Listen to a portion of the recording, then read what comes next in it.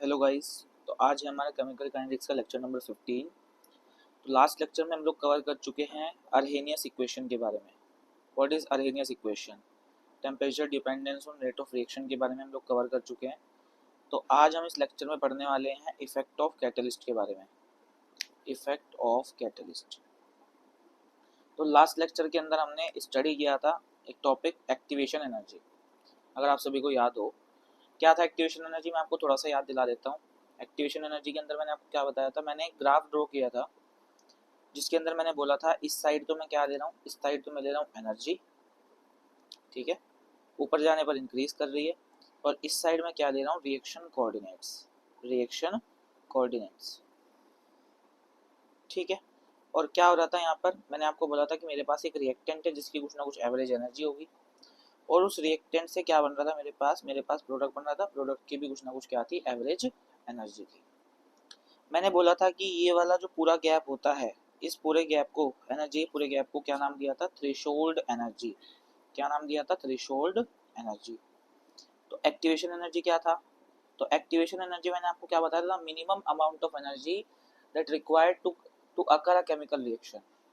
तो minimum amount of chemical energy कौन सी होगी, तो मैंने आपको बताया था यहाँ से लेके यहाँ तक की जो एनर्जी होगी उसी एनर्जी को क्या बोला जाएगा, एक्टिवेशन एनर्जी, ठीक है। क्या बोला जाएगा, एक्टिवेशन एनर्जी। तो होता क्या है, जो ये कैटलिस्ट होता है ना, कैटलिस्ट क्या करता है, कैटलिस्ट एक्चुअल में दो तरीके के होते हैं। कैटलिस्ट एक्चुअल में क्या होते हैं, कैटलिस्ट एक्चुअल में होते हैं दो तरीके के, टू टाइप्स के। कौन कौन से टू टाइप्स होते हैं वो कैटलिस्ट, दो तरीके के होते हैं, एक तो होते हैं पॉजिटिव कैटलिस्ट और एक होते हैं नेगेटिव कैटलिस्ट। पॉजिटिव कैटलिस्ट कौन होते हैं, पॉजिटिव कैटलिस्ट वो होते हैं जो रेट ऑफ रिएक्शन को इंक्रीज कर देते हैं। नेगेटिव कैटलिस्ट कौन होते हैं, नेगेटिव कैटलिस्ट वो होते हैं जो रेट ऑफ रिएक्शन को डिक्रीज कर देते हैं। क्या कर देते हैं, डिक्रीज कर देते हैं।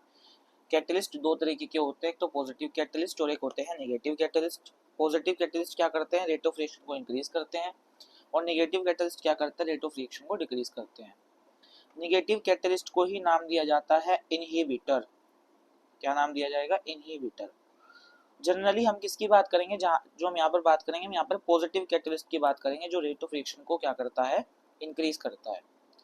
अब ये रेट ऑफ रिएक्शन को इंक्रीज करता कैसे है, जो ये पॉजिटिव कैटलिस्ट होते हैं ये रेट ऑफ रिएक्शन को इंक्रीज करते हैं by decreasing the activation energy. क्या करते हैं, by decreasing the activation energy. ये एक्टिवेशन एनर्जी को डिक्रीज करके रेट ऑफ रिएक्शन को क्या करते हैं, इंक्रीज करते हैं। यानी कि अगर मैं यहाँ पर देखूं तो क्या करते हैं, जो एक्टिवेशन एनर्जी का गैप था ना, इस एक्टिवेशन एनर्जी के गैप को कम कर देंगे कैटलिस्ट। और जब इस एनर्जी के गैप को कम कर देंगे, इस एक्टिवेशन एनर्जी को कम कर देंगे, तो पहले ऐसे समझो कि पहले इस आदमी को इतना बड़ा पहाड़ चढ़ना था, अब इस आदमी को केवल इतना सा पहाड़ चढ़ना है। तो कौन चढ़ना जल्दी आसान होगा, छोटे वाला। जो अब कैटलिस्ट के द्वारा एक्टिवेशन एनर्जी घटा के कम कर दी गई, उसको चढ़ना क्या होगा, आसान, ठीक है। तो क्या होगा, जो आपका रिएक्शन होगा ना, रिएक्शन उसकी स्पीड क्या हो जाएगी, ज्यादा हो जाएगी। तो ज्यादा रिएक्टेंट किस में कन्वर्ट होगा, प्रोडक्ट में, जल्दी होगा कन्वर्ट किस में, प्रोडक्ट में, ठीक है। तो इन्हीं सब चीजों को आज हम क्या करेंगे, एनसीईआरटी से भी रीड करेंगे कि एनसीईआरटी क्या बोल रही है। तो हम लोग पढ़ रहे हैं effect of catalyst, effect of catalyst NCERT से पढ़ रहे हैं। क्या लिखा हुआ है, लाइन बाय लाइन चलेंगे। Catalyst is a substance which increase the rate of reaction without itself undergoing any permanent chemical change. Catalyst जो होता है वो एक ऐसा सब्सटेंस होता है जो क्या करता है, जो रिएक्शन की रेट ऑफ रिएक्शन को इंक्रीज करता है, जो रेट ऑफ रिएक्शन को क्या करता है, इंक्रीज करता है without itself undergoing any chemical permanent chemical change. यानी कि ये एक रिएक्शन दी हुई है, इस रिएक्शन के अंदर हमने क्या डाला हुआ है, हमारे पास रिएक्टेंट है KClO3, और इस KClO3 से हमारे पास प्रोडक्ट बन रहा है KCl, और साथ में क्या बन रहा है, O2। ये जो हमने एरो के ऊपर लिखा हुआ है ये होता है हमारा कैटलिस्ट। ये क्या कर रहा है, ये इस रिएक्शन की रेट को बढ़ा रहा है, बट ये इस रिएक्शन की रेट को तो बढ़ा रहा है, लेकिन इसके अंदर खुद कभी भी कोई भी परमानेंट केमिकल चेंज नहीं आएगा। इट मींस जितना आप इसको डालेंगे उतना ही आपको बाद में प्रोडक्ट बनने के बाद भी मिलेगा, और रिएक्शन में कभी भी पार्टिसिपेट नहीं करेगा, ठीक है ना। रिएक्शन की रेट ऑफ रिएक्शन को बढ़ाएगा, जितना आप डालोगे बाद में आपको एज इट इज उतना मिलेगा, और रिएक्शन की रेट ऑफ रिएक्शन को भी क्या करेगा, इंक्रीज करेगा, रिएक्शन की रेट ऑफ रिएक्शन को भी क्या करेगा, इंक्रीज करेगा। ठीक है। The word catalyst should not be used when the added substance reduce the rate of reaction. Catalyst word को कभी भी यूज तब नहीं किया जाता जब वो रेट ऑफ रिएक्शन को घटा देता है, यानी कि ऐसे कैटलिस्ट जो रेट ऑफ रिएक्शन को घटा रहे हैं उनको कभी भी कैटलिस्ट नहीं बोला जाएगा, उनको नाम दिया जाता है इनहिबिटर्स। क्या नाम दिया जाता है, inhibitors. The action of the catalyst can be explained by the intermediate complex theory. जो कैटलिस्ट का एक्शन होता है यानी कि कैटलिस्ट करता क्या है रिएक्शन के अंदर, उसको समझाती है इंटरमीडिएट कॉम्प्लेक्स थ्योरी। क्या समझाती है, इंटरमीडिएट कॉम्प्लेक्स थ्योरी। ठीक है, इंटरमीडिएट कॉम्प्लेक्स थ्योरी क्या करती है, इस बात को एक्सप्लेन करती है कि जो कैटलिस्ट होते हैं रिएक्शन के अंदर कैसे अपना एक्शन शो करते हैं।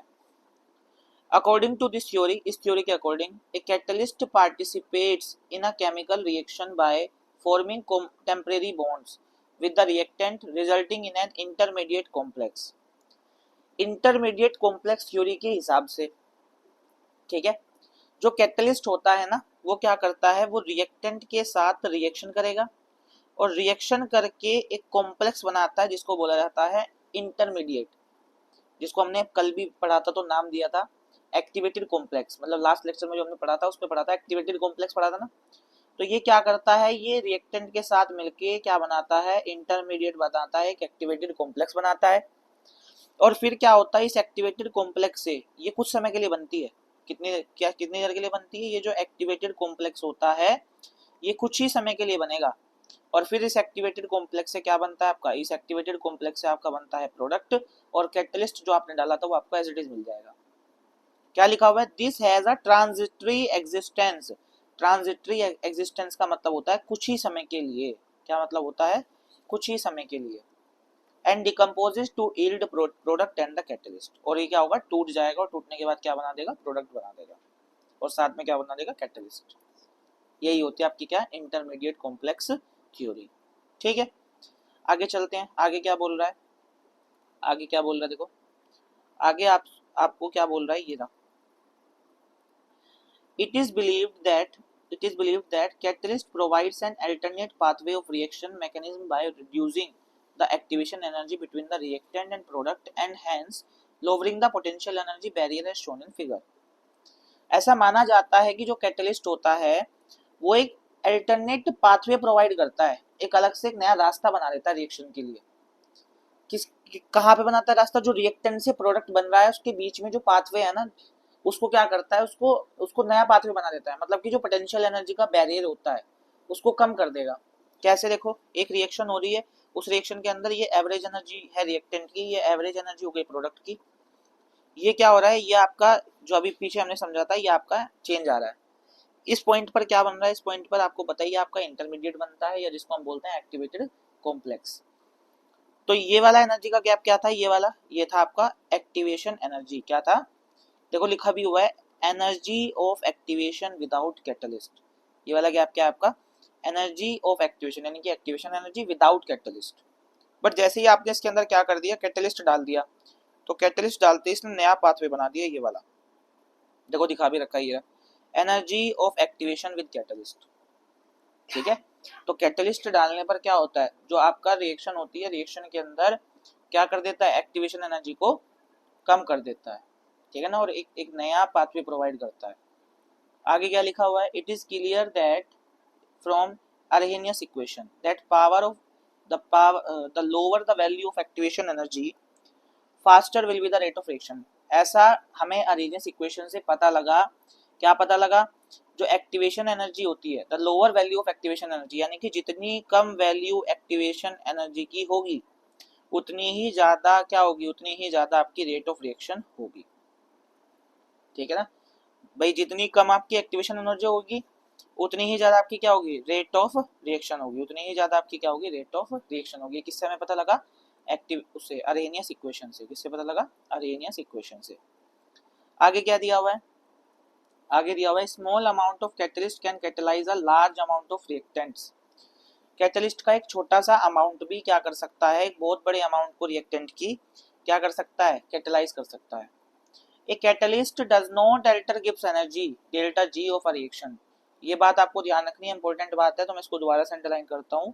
जो कैटलिस्ट होता है, कैटलिस्ट वो कभी भी डेल्टा जी यानी कि गिव्स फ्री एनर्जी को, किसी भी रिएक्शन की गिव्स फ्री एनर्जी को अल्टर नहीं करता है, चेंज नहीं करता है। It catalyse the spontaneous reaction, ये क्या करता है, केवल स्पॉन्टेनियस रिएक्शन को ही कैटलाइज करता है। स्पॉन्टेनियस रिएक्शन क्या होती है, एक मिनट एक लाइन और पढ़ लो, but does not catalyse the non spontaneous reaction, लेकिन इस नॉन स्पॉन्टेनियस रिएक्शन को कभी भी कैटलाइज नहीं करता। मैंने क्या बोला कि जो कैटलिस्ट होता है वो किसी भी केमिकल रिएक्शन की डेल्टा जी यानी कि गिब्स एनर्जी को अल्टर नहीं करता है, चेंज नहीं करता है।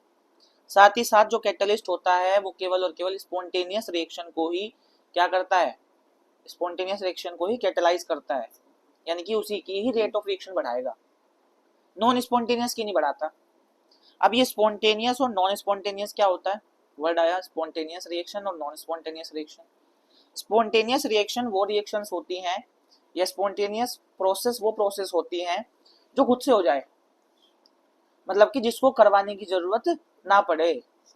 नॉन स्पॉन्टेनियस रिएक्शन कौन सी रिएक्शन होती है, वो रिएक्शन जिसको करवाने के लिए मुझे एक्सटर्नल फैक्टर लगाना पड़ेगा, कुछ ना कुछ ऐसा करना पड़ेगा कि रिएक्शन हो जाए। एग्जाम्पल के तौर पे अगर मैं आपके सामने किताब रखूं और मोबाइल रखूं, तो आप इजीली किसको चलाना स्टार्ट करोगे, आप क्या करना पसंद, मोबाइल चलाना स्टार्ट करोगे। तो वो कैसी रिएक्शन हुई है, वो हुई आपकी स्पॉन्टेनियस रिएक्शन। कैसी हुई वो, स्पॉन्टेनियस रिएक्शन। ठीक है, अगर आपको मुझे पढ़ाना है, बोलना है कि मोबाइल नहीं चलाओ, पढ़ना है आपको, तो उसके लिए मुझे आपको एक्सटर्नली क्या करना पड़ेगा, पुश करना पड़ेगा, आपको समझाना पड़ेगा, आपको कुछ ना कुछ बोलना पड़ेगा, है ना। तो वो हो जाएगी आपकी नॉन स्पॉन्टेनियस रिएक्शन। ठीक है ना। तो जो कैटलिस्ट होता है वो केवल और केवल स्पॉन्टेनियस रिएक्शन को ही क्या करता है, कैटलाइज करता है। ठीक है, आगे क्या लिखा हुआ है, आगे लिखा हुआ है it is also found it is also found that catalyst does not change the equilibrium constant of a reaction। जो कैटलिस्ट होता है वो रिएक्शन के इक्विलिब्रियम कांस्टेंट को भी चेंज नहीं करता है। और इक्विलिब्रियम कांस्टेंट क्या होता है पता है आप लोगों को, पहली बात तो इक्विलिब्रियम पता है। इक्विलिब्रियम क्या होता है, देखो मैं आपको बताता हूँ, थोड़ा सा आइडिया देता हूँ, ज्यादा आपको दिमाग लगाने की जरूरत नहीं है। आपके पास क्या है, एक रिएक्टेंट है, उस रिएक्टेंट से क्या बन रहा है, उस रिएक्टेंट से प्रोडक्ट बन रहा है, और हो क्या रहा है, इस प्रोडक्ट से फिर वापस रिएक्टेंट भी बन रहा है। ठीक है, तो होता क्या है, एक समय ऐसा आएगा कि आपके पास जो रिएक्टेंट है वो 10 है और प्रोडक्ट भी आपके पास 10 ही है। तो हो क्या रहा है कि 10 रिएक्टेंट में से 2 रिएक्टेंट तो बन रहे हैं प्रोडक्ट, साथ ही साथ 10 प्रोडक्ट में से 2 प्रोडक्ट बन रहे हैं वापस से किसमें, रिएक्टेंट। तो क्या आपको कोई नेट चेंज दिखेगा कि मतलब रिएक्टेंट की कॉन्सेंट्रेशन में या प्रोडक्ट में कोई चेंज आ रहा है, नहीं दिखेगा। तो लेकिन रिएक्शन चल रही है, तो इसी स्टेट को बोला जाता है इक्विलिब्रियम। क्या बोला जाता है, इक्विलिब्रियम। ठीक है ना। तो इसका अपना एक कांस्टेंट होता है, तो उस कांस्टेंट को भी जो कैटलिस्ट होता है वो अफेक्ट नहीं करता, चेंज नहीं करता, यही बात बोली हुई है। ठीक है, आगे क्या लिखा हुआ है, it helps in attaining the equilibrium faster. जो कैटलिस्ट होता है वो हेल्प करता है इक्विलिब्रियम को फास्टर, इक्विलिब्रियम अटेन करने के लिए, मतलब कि जल्दी से इक्विलिब्रियम अटेन हो जाएगा रिएक्शन के अंदर।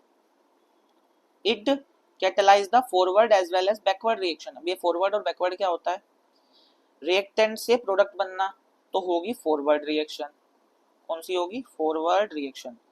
प्रोडक्ट से रिएक्टेंट बनना होगी आपकी बैकवर्ड रिएक्शन, कौन सी रिएक्शन होगी, बैकवर्ड रिएक्शन। ठीक है, तो कैटलिस्ट क्या करता है, कैटलिस्ट दोनों तरीके की रिएक्शंस को फेवर करता है, फॉरवर्ड को भी और बैकवर्ड को भी, फॉरवर्ड को भी और बैकवर्ड को भी। Extent to the same extent to so that the equilibrium state remains same but is reached earlier।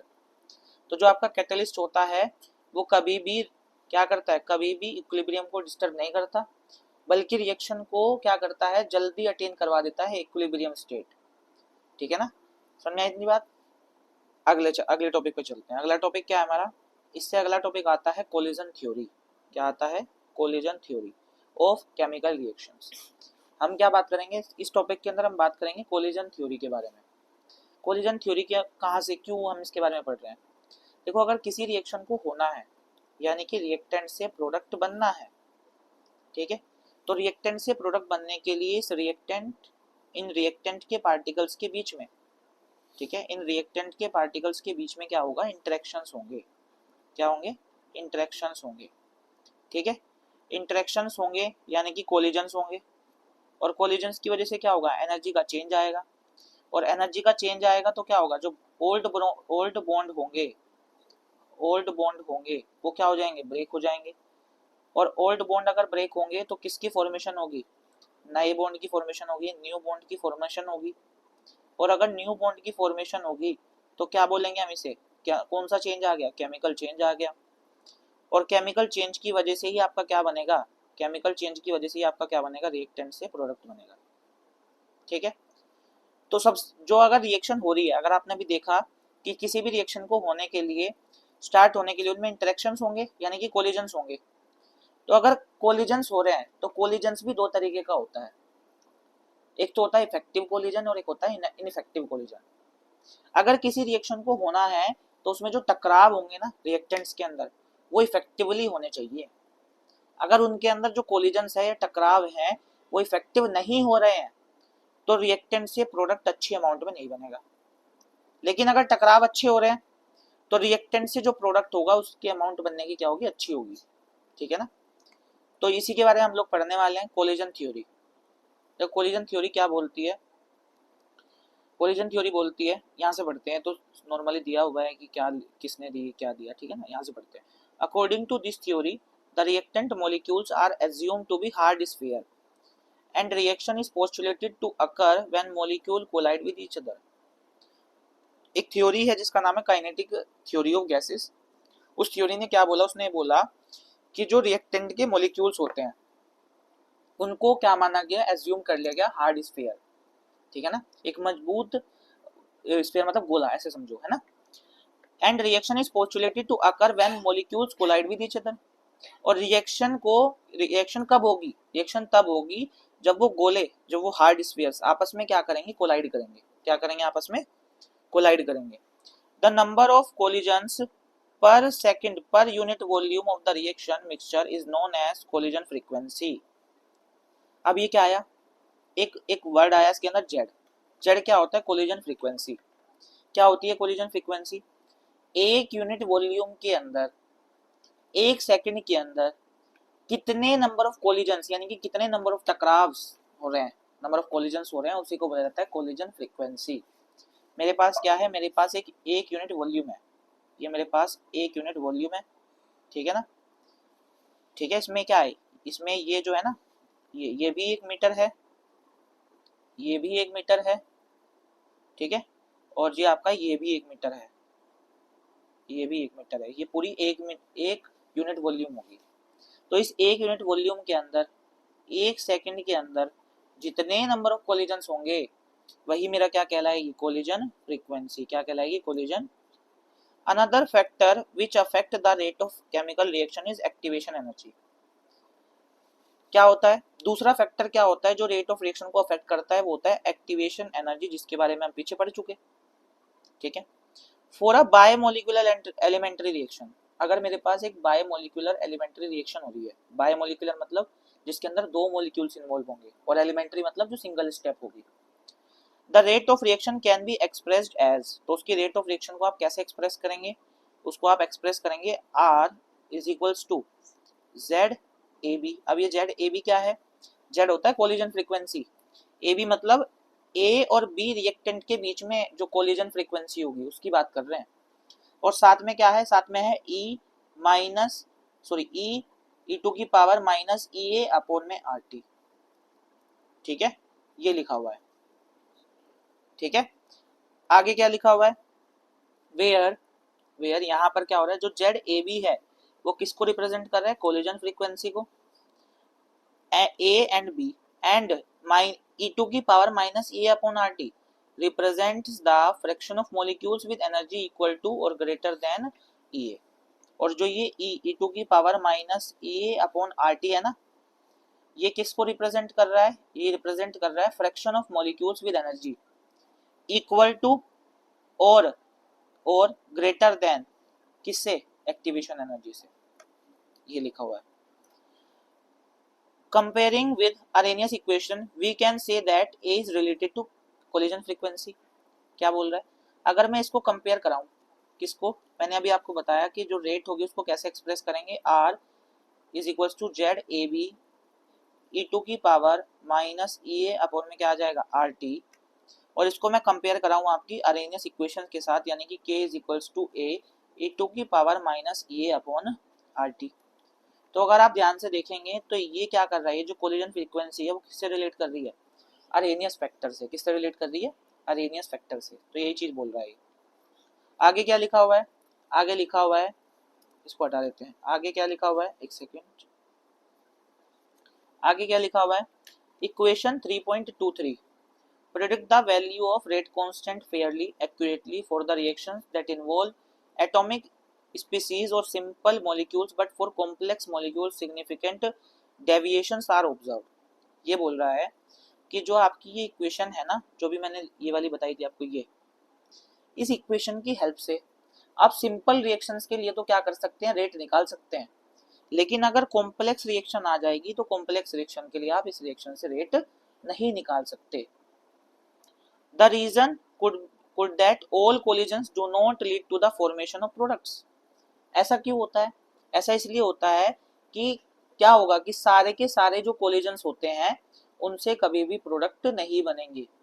ऐसा जरूरी नहीं है कि सारे के सारे जो कोलिजन्स होंगे वो इतने अच्छे होंगे कि उनसे क्या बन जाए, प्रोडक्ट बन जाए।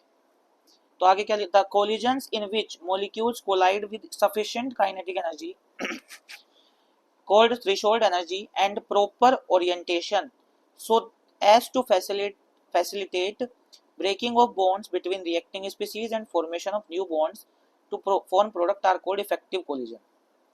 अब क्या बोला इसने, एक ही स्टेटमेंट में इतनी बड़ी बात बोल दी। क्या बोल रहा है कि इफेक्टिव कोलिजन क्या होता है, इफेक्टिव कोलिजन होता है, इफेक्टिव कोलिजन वो कोलिजन होता है जिसके अंदर वो जो मॉलिक्यूल्स होंगे वो आपस में टकराएंगे और उनके पास जो एनर्जी होगी वो इतनी सफिशिएंट होगी कि वो एनर्जी किसके बराबर हो जाए, थ्रेशोल्ड एनर्जी के, ठीक है ना। और साथ ही साथ उनका जो ओरिएंटेशन होगा, यानी कि टकराने का जो उनका ओरिएंटेशन होगा वो भी क्या होगा, एक प्रॉपर ओरिएंटेशन होगा। तो ऐसे कोलिजन्स से क्या बनता है, प्रोडक्ट जल्दी बनता है, और ऐसे कोलिजन को नाम दिया इफेक्टिव कोलिजन। क्या नाम दिया, इफेक्टिव कोलिजन। एग्जाम्पल के तौर पर इन्होंने समझाया हुआ है, मैं इसको यहाँ पर समझाता हूँ। देखो क्या दिया हुआ इन्होंने एग्जाम्पल, यहाँ पर बात करते हैं।